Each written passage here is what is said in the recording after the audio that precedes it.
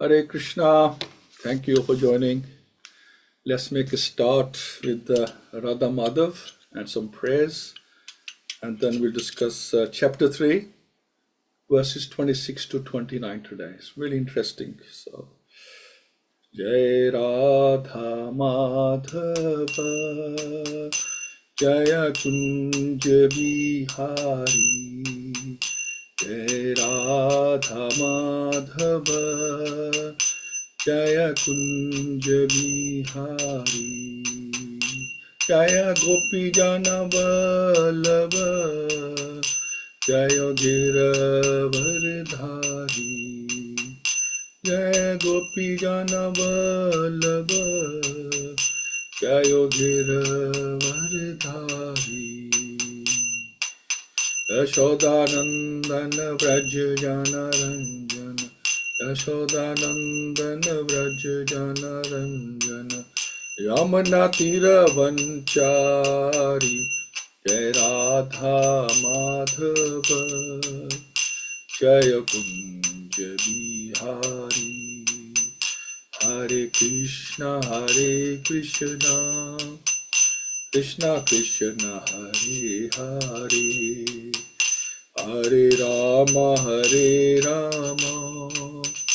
Rama Rama, Hare Hare, Hare Krishna, Krishna Krishna, Hare Hare, Hare Rama, Rama Rama, Hare Hare, Hare Krishna, Krishna Krishna, Hare Hare, Hare Ram, Ram Ram, Hare Hare, Hare Krishna, Krishna Krishna, Hare Hare, Hare Ram, Ram Ram, Hare Hare. Om Ajnanatimirandasya Jnananjana Shalakya Shukshu Unmilitam Yena Tasmai Shri Gurave Namah Shri Chaitanya Manobishtam Sthapitam Yena Bhutale Swayam Rupa Kadamayam Dadati Swapadantikam Vandeham Shri Guru Shri Yuttapada Kamalam Shri Guru Vaishnavcha Shri Rupam Sagrajatam Sagana Raghunatamitam Samsajyam Sadhvetam Savadutam Krishna Saitam Krishna Chaitanya Devam Shri Radha Krishna Padan Sagana Lalita Shivishakamitam Scha He Krishna Karuna Sindhu Dinabandhu Jagatpate Gopesha Gopika Kanta Radha Kanta Namastute Tapta Kanchan Gaurangi Radhe Vrindavan Ishwari Rishabhanu Sutta Devi Pranmami Hari Priye Vancha Kalpato Vrihascha Kirpa Sindhavevacha Patitana Pavnebhyo Vaishnavyo Nama Nama Jai Shri Krishna Chaitanya Prabhu Nityananda Shri Advaita Gadadhar Shri Vasti Bhakta Vrinda Hare Krishna Krishna Krishna Hare Hare Hare Rama Rama Rama Hare Hare Om Namo Bhagavate Vasudevaya Om Namo Bhagavate Vasudevaya Om Namo Bhagavate Vasudevaya Mukham Kroti Vacharam Bhangum Langyate Grim Yat Kirpata Mandashi Gurundin Taranam Paramananda Madhavam Shritaneshwaram Hariyam Tassat Narayan Namaskritya Naram Cheva Narottamam Devim Sasvyatam Tato Jamaduriyat Nasta Prashabdureshu Nityam Bhagavad-Sevayā Bhagavati Uttam Shloke Bhakti Nishtaki. Hare Krishna. So, we'll continue. We're discussing the 22 incarnations as mentioned in the Śrīmad-Bhāgavatam, and now we're going to discuss further. Let's share first of all. Okay. So, Avtarahi Asankhyeya Hare Sattva Nidar Divyajaha Yatha Vidasina Kulyaha Sarsaha Sahu Sahasrashaha. So, Avtara is incarnations, certainly high. Asankhyaha, innumerable. Hare of Hari, the Lord. Sattva Nidhe, of the ocean of goodness. Dvijha, the Brahmans. Yatha, as it is. Avidasinaha, inexhaustible. Kulyaha, rivulets. Sarsaha, of vast lakes. Sayhu are Sahasrasha, thousands of. O Brahmanas, the incarnations of the Lord are innumerable, like rivulets flowing from inexhaustible sources of water. So there are unlimited incarnations. Obviously, we won't have time to discuss them all, so we discussed 22. So the list of incarnations the person Godhead given here is not complete, Srila Prabhupada mentions. It is only a partial view of all the incarnations. There are many others such as Shri Hayagriv, Hari, Hamsa Avatar, Vishnigarbha, Vibhu, Satyasena, Vaikuntha, Sarvabhoma, Vishwaksena, Dharmasetu, Sudhama, Yogeshwara, Bharadbhanu, and others of bygone ages. Shri Prahlad Maharaj said in his prayer, My Lord, you manifest as many incarnations as there are species of life, namely the aquatics, the vegetables, the reptiles, the birds, the beasts, the men, the demigod, etc. So which means that the Lord can incarnate in any species of which 8.4 million, just for the maintenance of the faithful and the annihilation of the unfaithful. So Krishna goes into a lot of trouble to incarnate to help us, especially the faithful people. He wants to help them, take them back. You advent yourself in this way in accordance with the necessity of the different yugas. In the Kali Yuga, you have incarnated God as a devotee. This incarnation of Lord in the Kali Yuga is Lord Chaitanya Mahaprabhu. There are many other places, both in the Bhagavatam and in other scriptures, in which the incarnation of the Lord as Sri Chaitanya Mahaprabhu is explicitly mentioned. In the Brahma Samhita also it is said indirectly that although there are many incarnations of the Lord, such as Ram, Narsimha, Varha, Matsya, Kurma, and many others, the Lord himself sometimes incarnates in person. Lord Krishna and Lord Chaitanya Mahaprabhu are not therefore incarnations. So this is very interesting. So they are not considered incarnations, but the original source of all other incarnations. So it's Krishna himself when he comes as Krishna or Lord Chaitanya. This will be clearly explained in the next shloka. So the Lord is the inexhaustible source for the innumerable incarnations which are not always mentioned. But such incarnations are distinguished by specific extraordinary feats which are impossible to perform by any living being. That is a general test to identify an incarnation of the Lord. So just say that again.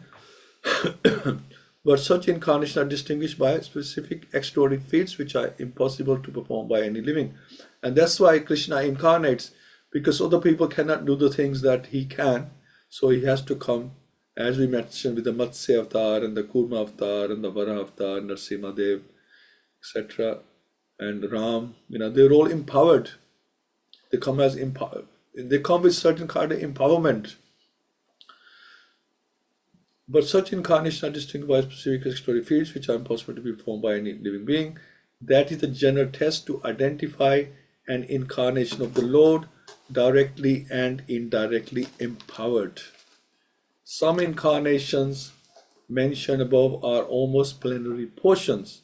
For instance, the Kumaras are empowered with transcendental knowledge. Shri Narad is empowered with devotional service.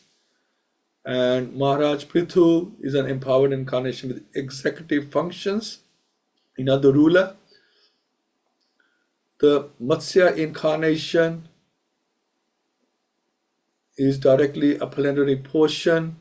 So the innumerable incarnations of the Lord are manifested all over the universes constantly, without cessation, as water flows constantly from waterfalls.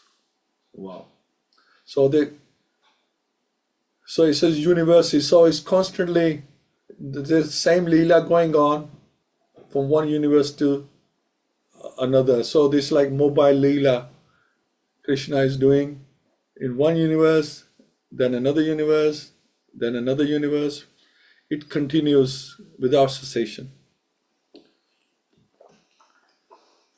So some things that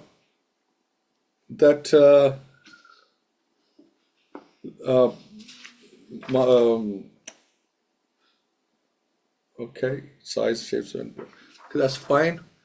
We'll go on to the next one and then we'll discuss something. Okay, 27. Rishyo manavo deva manu putra mahu jasa kala sarve hare eva saprajapatya smritaha. So Rishya, all the sages, Manavaha, all the Manus, Deva, all the demigods, Manu Putra, all the descendants of Manu, Maha Ojasaha, very powerful, Kala, portion of the plenary portion, Sarve, all collectively, Hare, of the Lord, Eva, certainly, Sa Prajapatyaha, along with the Prajapatis, Smritha, are known. All the rishis, Manus, demigods, and descendants of Manu, who are especially powerful, are plenary portions or portions of the plenary portion of the Lord. This also includes the Prajapatis. So those who are comparatively less powerful are called Vibhuti, and those who are comparatively more powerful are called Avesha avatars, incarnations. And Srila Prabhupada explains that the Vibhutis are less powerful, as he mentioned here. These are like sharks, tigers, the river Ganges and Himalayas, and Avesha are more powerful like Narad Muni. So there's a difference between a Vibhuti. They still have the potency of the Lord, but the Avesha, Shakti Avesha avatars have a lot more. And they can spread it all over the universe. Many universes, like Narad Muni is a very, very good example, because he's the traveling devotee. He can go anywhere he wants. He has access to everyone, and he's respected everywhere. And whatever tasks he goes to do, he always completes it. He has that kind of potency. And Srila Prabhupada also mentioned about this is very interesting, about Darwin's theory of evolution, and also the 10 avatars, how they evolved throughout the incarnations of time. So you got Darwin's theory. We all know Darwin's theory. Darwin says everything started with a fish, and then it turned to an amphibian, and then mammals, and then primates, half man, half animal, like chimpanzees. And then dwarves came about. So they were like meant to be less developed, but mentally they were very smart. And then you had the Homo erectus about 40,000-50,000 years ago, living in the jungle. It's the man with an axe. Homo erectus, that means they could actually stand up straight. And Homo sapiens then eventually evolved into normal human beings as we see today. So from fish to the perfect man. Now in the Vishnu Puran, the 10 avatars follow a similar kind of route. So fish, we had the Matsya avatar, and then amphibians, we had Kurma, the tortoise. Then in mammals, we had Varadev, and in the primates we had Narsingha avatar, half man, half animal, so half lion. And dwarfs, we had Vamandev, in that order. Homo erectus, man living in the jungle with an axe. Well, we know who that is, Parshura. And then Homo sapiens, the perfect man was Ramchandra. So similar kind of, I wonder where he got his theory from. So this is the sequence that that Prabhupada has taught us. So with regard to the opulences, so Parshuram and Nrsimhadev were empowered for chastisement, as we know, Parshuram 21 times. We had 21 battles and destroyed the nonsensical Kshatriyas who was causing havoc. And we all know about Narsingadev, Hiranyakashipu. So that was the empowerment they had. And then we had like Buddha, Narad, Vara empowered to create faith. So, Buddha, he totally rejected the Vedas as we discussed last time. And everybody believed him. Not just in India, all around the other countries, everybody believed him. Such a still big following of Buddhism. And then Narada, we just said that, wherever he goes, he can convince. The Lord's empowered incarnation, Narada and plenary incarnation, Varaha, as well as indirectly empowered Lord Buddha, created faith in the mind of people who didn't have faith. So it's like a stage for stage. Let's get them started. So, for example, is given like Buddha, he is the incarnation of Krishna. So, even though these people are atheists who are going around killing the animals, whimsically, but then they believed in Buddha. So Buddha was already Krishna himself. Although he was, his preaching at the time were different, but he was Krishna. So in a way, he got them to believe in God. If not, in Krishna, at least in Buddha. So that's a start, right? Better than being atheist. Then Balaram, Vamandev, Mohini Murti, the incarnations, they exhibited Lord's beauty. So they all come with something special. Dattatreya, Matsya, four Kumaras, and Kapila Muni exhibited his transcendental knowledge. So, and Nar-Narayan exhibited renunciation. So these are opulences of the Lord. So many of his incarnations, they come with his opulences to help the people.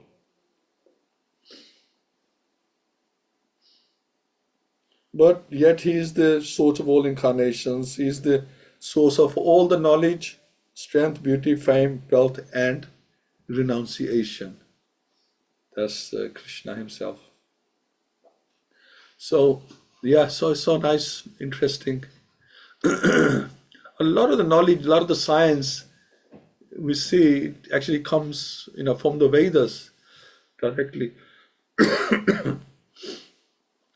So this is a very nice verse that we all know. Etachamsha kalapumsa Krishnastu Bhagwan Sayam Indrari Vyakulam Lokam Mridyanti Yuge Yuge. So ete, all these, cha and amsha, plenary portions, kala, portions of plenary portions, pumsa, of the Supreme, and Krishna, Lord Krishna, tu but Bhagwan, the personality Godhead, Swami, in person, Indra Ari, the enemies of Indra. So could be the enemies of Indra, could be our enemies, same thing. Vyakulam, disturbed, Lokam, all the planets. Mridyanti, gives protection, Yuge Yuge, in different ages. So, like I said, there could be enemies of Indra, could be enemies of us, and the Krishna comes Yuge Yuge in different ages to protect his devotees and protect Dharma. So all of the above mentioned incarnations are either plenary portions or portions of the plenary portions of the Lord, but Lord Sri Krishna is the original personality of Godhead. All of them appear on planets whenever there is disturbance created by the atheists. The Lord incarnates to protect the theists. So that's what we're just saying. So Srila Prabhupada explains that in this particular stanza, Lord Sri Krishna, the personality of Godhead, is distinguished from other incarnations. He is counted amongst the avatars because out of his causeless mercy of the Lord descends from his transcendental abode. Avatar means one who descends. All the incarnations of the Lord, including the Lord himself, descend to the different planets of the material world, are also in different species of life, to fulfill particular missions. So according to the mission, they will take that body, that shape. Sometimes he comes himself, and sometimes different planetary portions or parts of the planetary portions, or his differentiated portions, directly or indirectly empowered by him, descend to this material world to execute certain specific functions. So he may come himself, he may send one of the Manjaris, Rupa Manjari, one of the gopis, like that. Even Srila Prabhupada is considered his associate in the spiritual world. So he can send anyone. He knows, what is required at that time. What will do the job. Basically, you want to make sure the job is done, and he knows, what to do at that time. It should be noted that certain manifestations of his different powers are required for a particular function. So when in the room small electric bulbs are displayed, it doesn't mean that the electric power is generated by the small bulb. The small powerhouse can supply power to operate large dynamo volts. Similarly, the incarnations of the Lord display limited powers because so much power is needed at that particular time. So I'm just going to read that again. So, for example, just start again. It should be noted that certain manifestations of his different powers are required for those particular functions. So what we're saying that Krishna, when he incarnates, he doesn't need to come with too much power sometimes. He needs just that much power, just like a transformer. So you got the powerhouse. Krishna is considered the powerhouse, and then he's got different size transformers. So you got the powerhouse, then you got a big transformer, maybe a power grid nearby, and then that sort of steps down into a house into 240 volts. It's like, that's the example given, because that's needed to light electric bulb or do the gadgets. So when in the room small electric bulbs are displayed, it does not mean that the electric powerhouse is limited by a small bulb. So although there's a lot more power, but that's all needed. The same powerhouse can supply power to operate large-scale industrial dynamos 440 volts or more with great volts. Similarly, the incarnations of the Lord display limited powers because so much power is needed at that particular time. So, this is very important to remember that Krishna will step down his power according to the requirements. So, for example, Lord Parshuram and Lord Sima displayed unusual opulence by killing the disobedient Kshatriyas 21 times and killing the greatly powerful atheist Hiranyakashipu. So Hiranyakashipu was so powerful that even the demigods in other planets would tremble simply by the unfavorable raising of his eyebrow. The demigods in the high level of material existence many times excel the most well-to-do human beings in duration of life, beauty, wealth, paraphernalia, and other aspects. Still, they were afraid of Hiranyakashipu. So, it was really that powerful. Thus, we can simply imagine how powerful Hiranyakashipu was in the material world. But even Hiranyakashipu was cut into small pieces by the nails of Lord Nrsimha. So someone who seemed impossible to kill, Krishna just killed him with his nails. This means that anyone materially powerful cannot stand the strength of Lord's nails. Similarly, Jamadagnya displayed the Lord's power to kill all the disobedient kings. So Jamadagnya is, what's his name? Parshuram. So I think it's now Agnya. So he's the son of Jamadagni.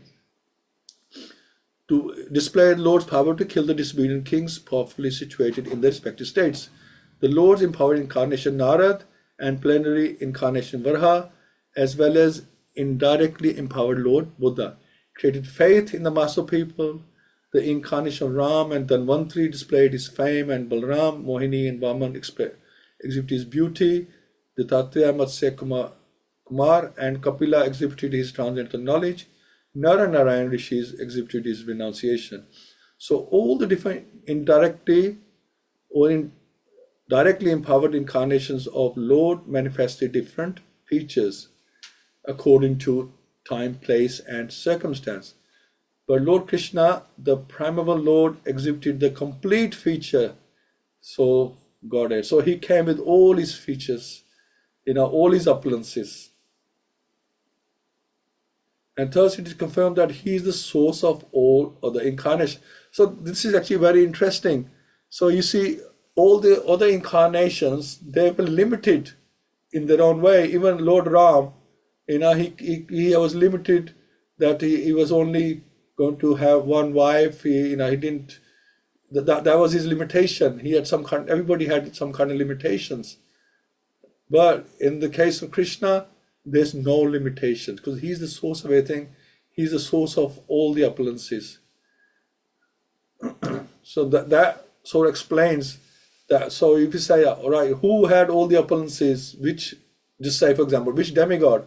Oh, yes, it was Krishna. So he's the source of everything. Now that is an evidence of his supremacy. Lord Krishna, primal Lord, exhibited the complete features of Godhead, and thus it is confirmed that he is the source of all other incarnations. And the most extraordinary feature exhibited by Lord Shri Krishna was his internal energetic manifestation of his pastimes with the cowherd girls. He's independent to do whatever he wants. Nobody can stop him or point that, oh, you can do this, you can do that. He can do whatever he wants. His pastime with the gopis are displays of transcendental existence, bliss and knowledge, although these are manifested apparently as sex love. The specific interaction of his pastime with the gopis should never be misunderstood. This is why we expected to read all this before we go to Canto 10, because otherwise if you read that directly, you think what's going on, because you haven't understood Krishna yet. You haven't understood his opulences, you haven't understood his supremacy, you haven't understood how forgiving he is and what he does for us. So until you've understood him, how can you judge him? Right? You can't judge someone you don't know. The Bhagavatam relates these transcendental pastimes in the 10th canto. And in order to reach the position to understand the transcendental nature of Lord Krishna's pastime with the gopis, the Bhagavatam promotes a student gradually in 9 other cantos. So it's very important that we understand the 9 cantos before we go to 10, so we can understand exactly what's going on. Otherwise, you just misinterpret, misunderstand. So according to Srila Jiva Goswami's statement, in accordance with authoritative sources, Lord Krishna is the source of all other incarnations. It is not that Lord Krishna has any source of incarnation. All the symptoms of the supreme truth in full are present in the person of Lord Shri Krishna. And in the Bhagavad-Gita, the Lord emphatically declares that there is no truth greater than or equal to himself.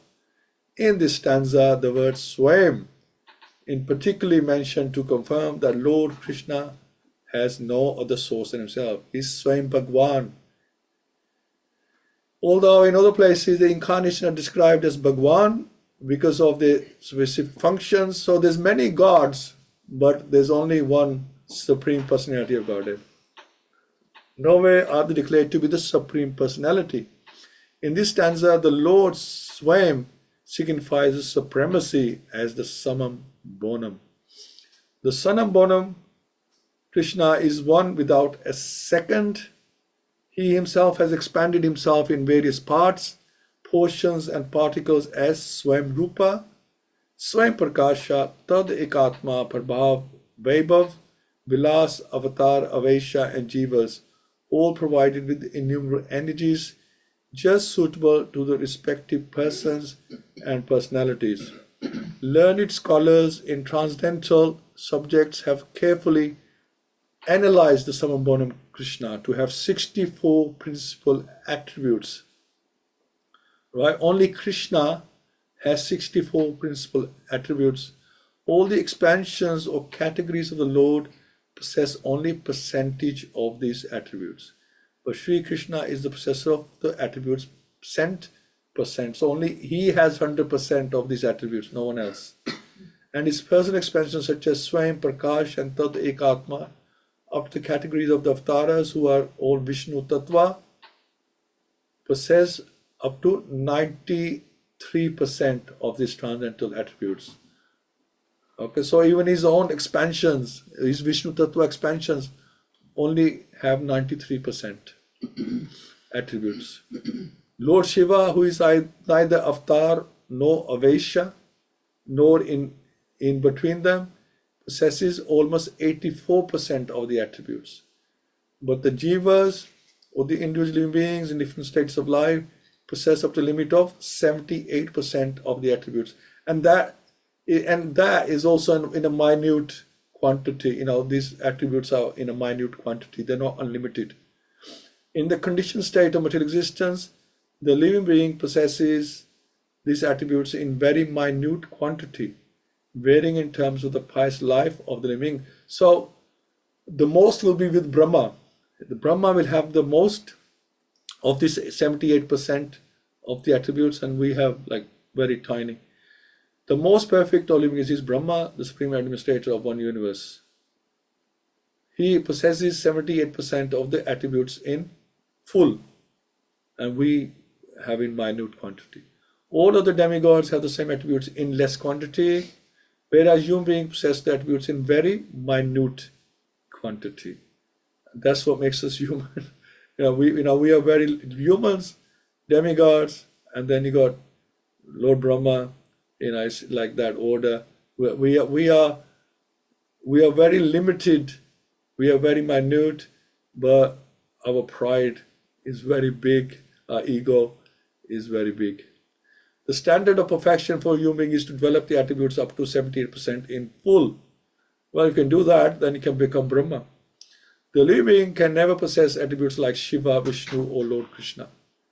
A living being can become godly by developing the 78% transcendental attributes in fullness.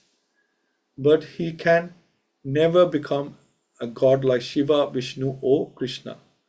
He can become a Brahma in due course. The godly living beings who are already residents of the planets in the spiritual sky are eternal associates of God in different spiritual planets called Haridam and Maheshdam. The abode of Lord Krishna above all spiritual planets is called Krishna Lok or Goloka, Vrindavan. So there's a Maheshdam and there's Haridam. So the highest Loka is Goloka, Vrindavan, and you go past all the other, you go Ayodhya like that as well, and Maheshdam on your way to Golokadam. And the perfected living being, by developing 78% of the above attributes in fullness, can enter the planet of Krishna Lok after leaving the present material body. Wow.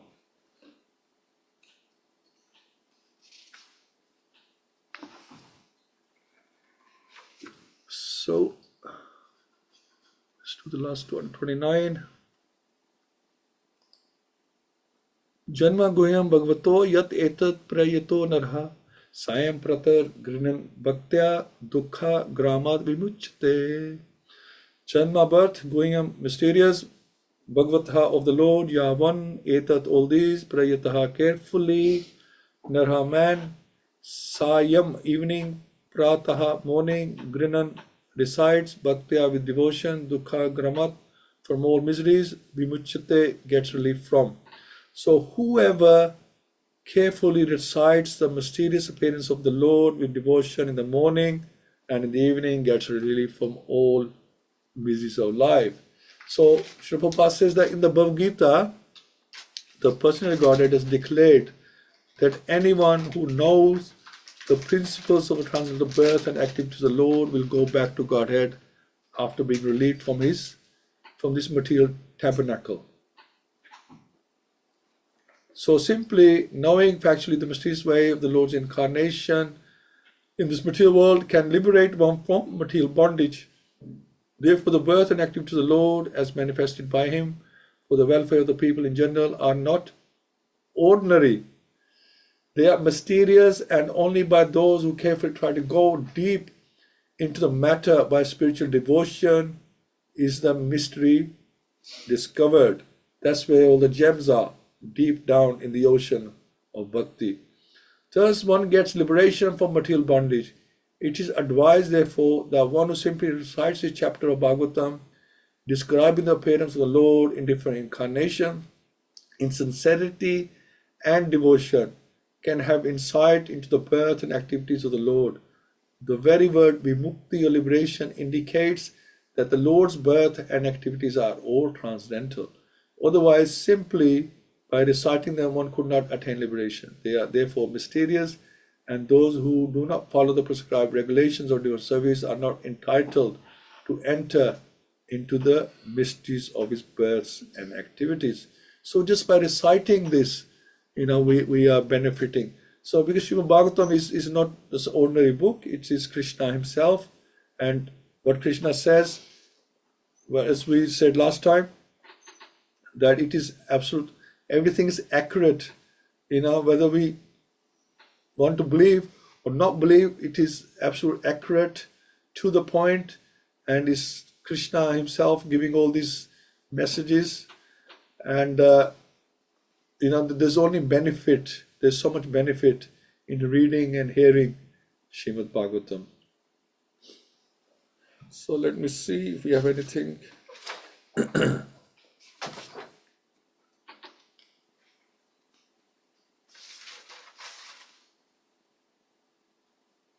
Okay, I think we will leave it here, and if there's anything we can always discuss next time.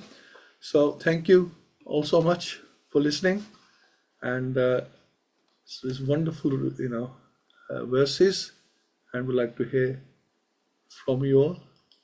Hare Krishna. And we'll start with the Sarvashri Mataji. Hare Krishna Mataji. Hare Krishna, Prabhu. Very interesting. We learn so much good knowledge about Krishna, who is because he's supreme personality of Godhead, and he says himself that nobody is above him, nobody is greater than him, everything comes from him. And so it's written by the devotees, Krishna empowered them to write about him. And Krishna is supreme personality of Godhead. He is not incarnation like every other Ram, other incarnation. He's the source, we said in here, we just read that he's the source of all incarnation, and he's called Avatari. Avatari means he's the source. All the avatars come from the Avatari. And all the avatars, they come from the spiritual world to the material world to their activities. And everything emanates from Krishna. He says his Bhagavad-Gita, he says he's the source of everything. And then in Bhagavatam as well, the devotees, they describe about Krishna that he's source of everything.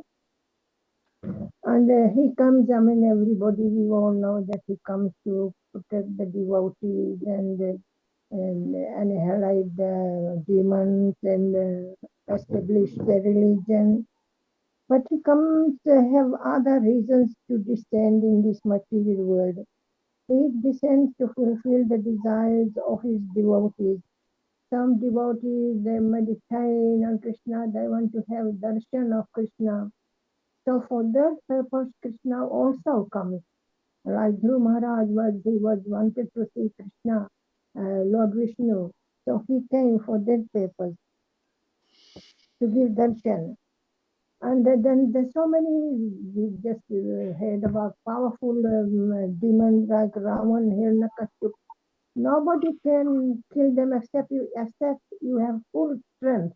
And Krishna has got the full strength, 100%. All the other got less percent.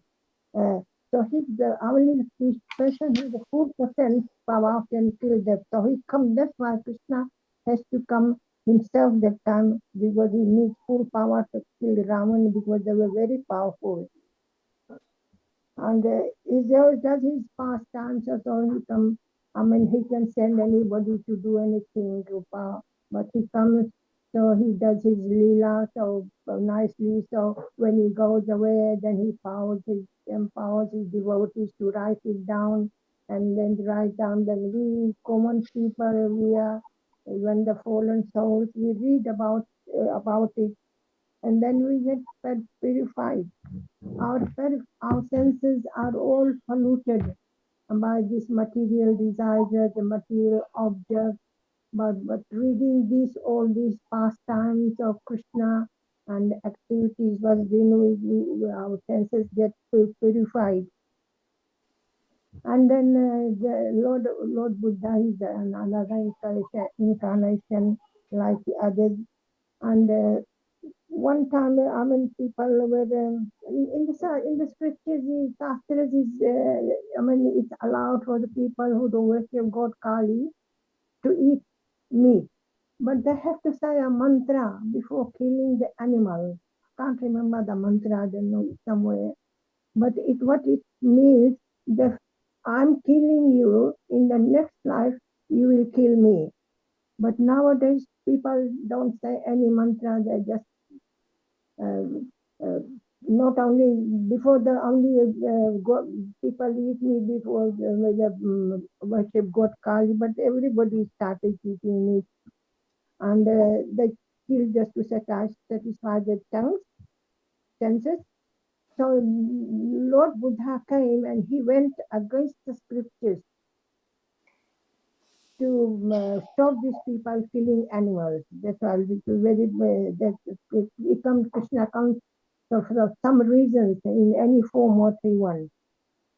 And everything is explained in Bhagavatam so nicely, and because it's a sound incarnation of Krishna, it is no different from Krishna. This one, when we were reading Bhagavatam, that means we were communicating with Krishna. Yeah, we are with Krishna. It's so nice, so powerful. And we must read and study to avoid our repeated death and birth, because Raja Parikshit had this, and he's asked the question to the Goswami, what the person should do when they're dying or before their death. And then the Goswami said, actually we are dying every moment. Everybody since we come in this world, since we are conceived in mother's womb, we start dying since then. And we are dying, so what we should do, we should hear Hari Katha, and chant the holy name of the Lord. That's how we'll get free from this repeated and birth and death. That's why these shastras are here, just to get out of this repeated birth and death. That's the foundation of it. To get and read all this and hear that what we all have. And it's so nice. Hare Krishna. Hare Krishna. Thank you so much, Mataji. Yeah, I mean, so much importance given to Śrīmad-Bhāgavatam. So when you got 7 days to live, what do you do? What was most important? And it's considered by everyone that Śrīmad-Bhāgavatam is, listening to Śrīmad-Bhāgavatam is the best solution. Thank you, Mataji. Yeah, I was thinking, there was something I wanted to say. That was that Eticham Shakalapamsa Krishnastu Bhagavan-Sayam. That verse 28 is actually known as the emperor verse. It's very important. It's known as the emperor verse. So emperor verse is like a king, which tells everyone how to act.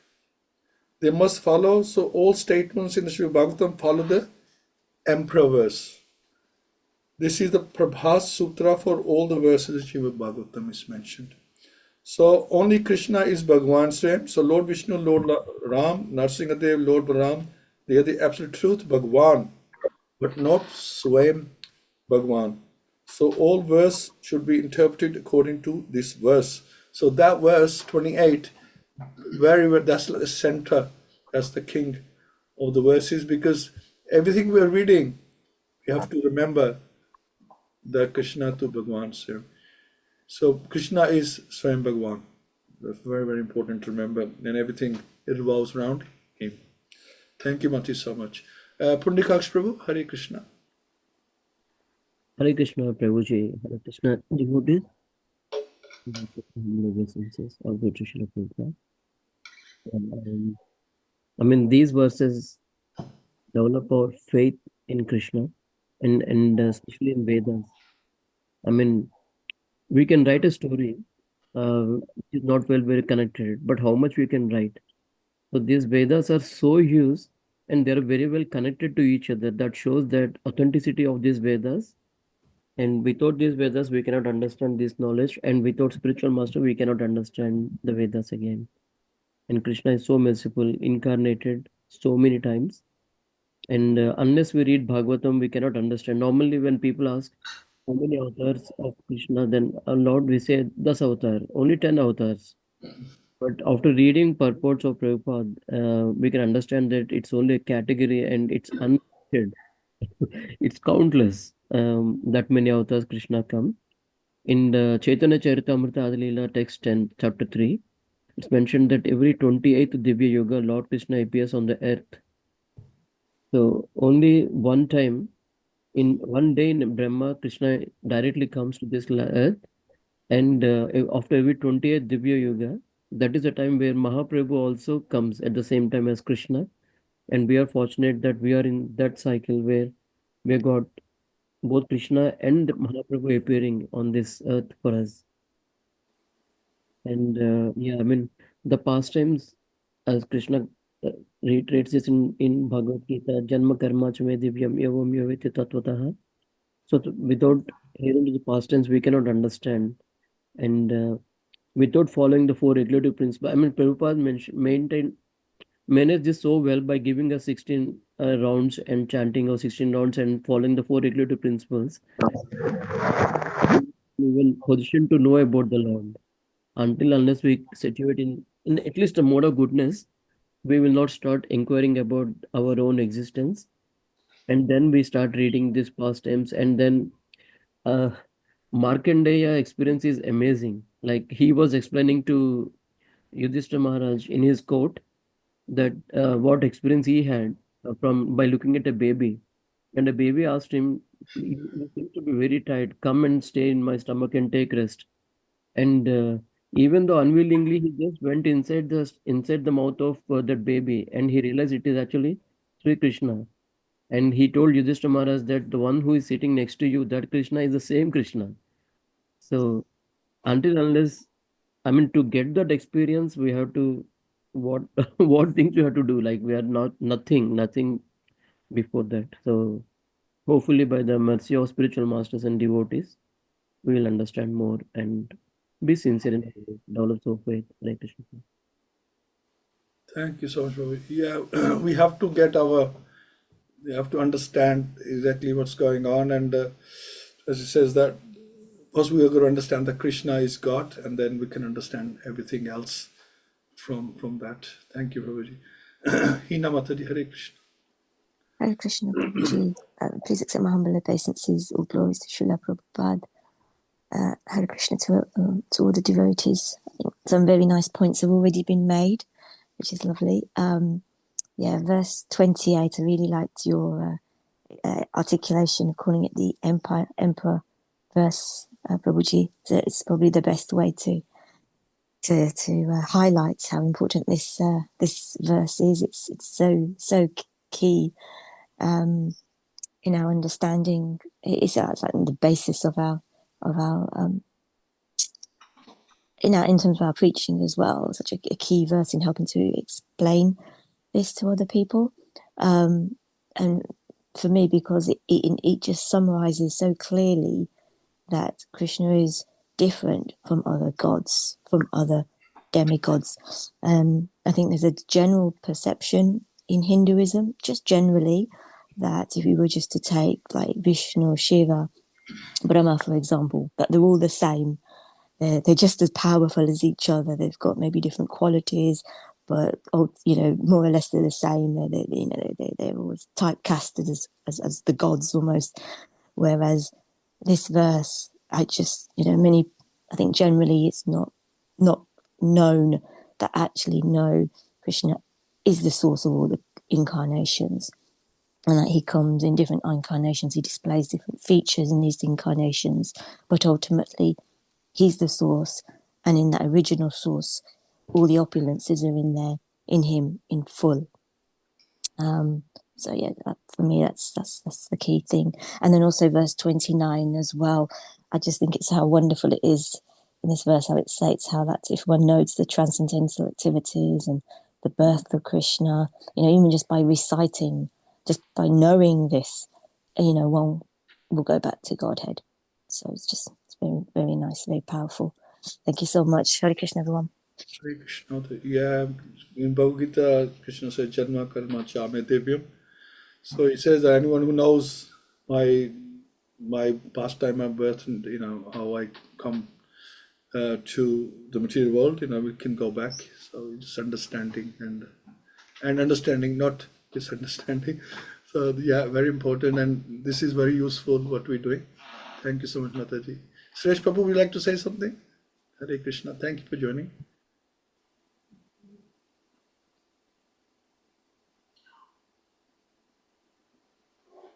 Okay, that's fine, but we can listen. It's okay. Radharani then. Hare Krishna, everyone. All glories to Srila Prabhupada. All glories to Srila Prabhupada. If it wasn't for Srila Prabhupada, we wouldn't be understanding this verse on our own. Just by reading the verse and reading the translation, we would be confused like many others on this planet. If it wasn't for the purport given by His Holiness A.C. Bhaktivedanta, Swami Srila Prabhupada, we would be clueless like majority. And I think we must have done something, some bhakti somewhere along that we got in association of the books of Srila Prabhupada, in association of the simplified version of bhakti he has presented to the masses, and some sukriti is done by somebody in our from our ancestors or in our past lives that we are here. This paribhash, this verse number 28 is the Paribhash Sutra, and aptly called Emperor verse. So all of the verses, and not just all of the verses, all of the verses of the Bhagavatam have to be understood in the light of this verse, and also all of the scriptures have to be understood or interpreted in the light of this verse. And when I heard this first time, I was like, wow, very nicely said in one line. So if we remember when it is said Krishnastu Bhagwan Swayam, he is the source, everything is coming from him. Like Prabhupada says, he's the dynamo. Dynamo is giving power to everybody else. So he is the source, and when we understand that, then all the confusion are cleared in our head. Once we are clear, only we can then tell others clearly about it. If we are still unsure about something, we can never give the half-baked knowledge to others. So very nicely explained by Srila Prabhupada, and Srila Prabhupada goes on to tell us in the purport that there's a standard for all of us human beings, that we have to aim to get 78% of the qualities to be able to ready to go to the Krishna Lok. So that is the standard, and at the moment, like it's reiterated again and again in purports, that we have only minute qualities, and with minute qualities we are so puffed up, we are so much in darkness, and we're just like that, that frog who is in the dark well and who thinks that he knows it all and he has seen it all. So there's so much to learn, and with these purports, how beautifully they have been told by Srila Prabhupada, how much hard work he must have done, to go through the Acharya's teachings to weave these purports for us. Because if we spend like millions of lifetimes, I don't think we have got that kind of capacity or tenacity to do anything like that. So yes, and in the company of all you Vaishnavas here and Vaishnavis and aspiring devotees, it's so nice to discuss our individual realizations every time we get here, not every morning, 3 times a week when we get here now, and to learn where we are going, and that only relief is going to come after hearing about Lord Shri Krishna. Relief is not going to come just by eating nourishing food or having some rest or enjoying the best of the material comforts. I was looking at the meaning of tabernacle, when it was said in verse 29. Tabernacle says is the light construction dwelling. So this material world is actually a very light construction where we are living, and we know it's a temporary dwelling. And our bodies are also, we can compare in the same light. They are very so fickle, not fickle, we can say. They're so Fragile. so fragile that even if a little bacteria or a virus attacks us, a little sore throat and our whole bodies collapse. So I was thinking that that little virus which we can't see has got the power to do that to us. So never mind the ones who sometimes we see as our enemies, or sometimes who we see as attacking our peace of mind or a piece of bhakti. So how much power they have. So we have to get the relief from Śrīmad-Bhāgavatam as much and as little as we can on daily basis. That is going to slowly purify us. And of course, chanting is at the top of the list. We can't ignore it. And of course, looking after your bodies, you have to nourish your bodies, because if we are not nourishing ourselves, how are we going to do bhakti? We can't just do bhakti mentally, making sandcastles in the air. So yes, thank you for your association, and hopefully we'll next week we'll learn more and more. Hare Krishna. Hare Krishna. Thank you so much. Thank you so much. We'll continue on Monday and learn so much from each other, learn so much from Bhagavatam. Thank you so much.